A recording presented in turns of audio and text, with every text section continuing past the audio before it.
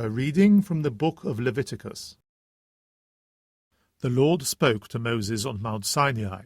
He said, "You are to count 7 weeks of years, 7 times 7 years, that is to say, a period of 7 weeks of years, 49 years.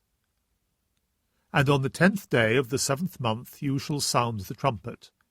On the day of atonement you shall sound the trumpet throughout the land.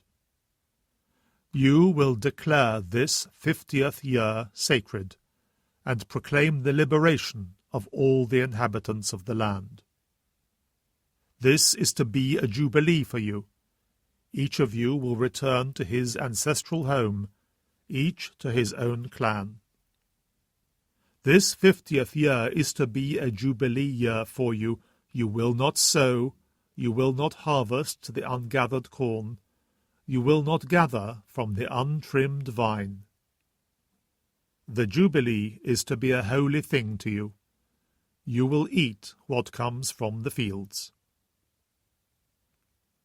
In this year of Jubilee, each of you is to return to his ancestral home. If you buy or sell with your neighbor, let no one wrong his brother.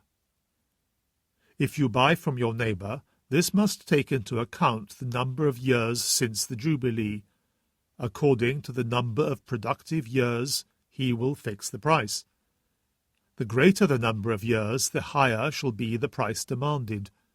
The less the number of years, the greater the reduction. For what he is selling you is a certain number of harvests. Let none of you wrong his neighbor, but fear your God. I am the Lord your God." The Word of the Lord. A reading from the Holy Gospel according to Matthew. Herod the Tetrarch heard about the reputation of Jesus, and said to his court, "This is John the Baptist himself. He has risen from the dead, and that is why miraculous powers are at work in him."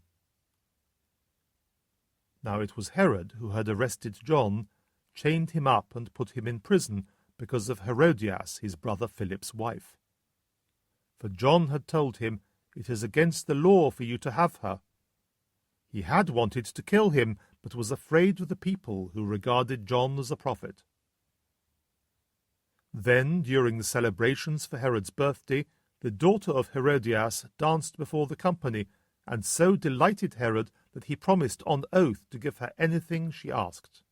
Prompted by her mother, she said, "Give me John the Baptist's head, here on a dish."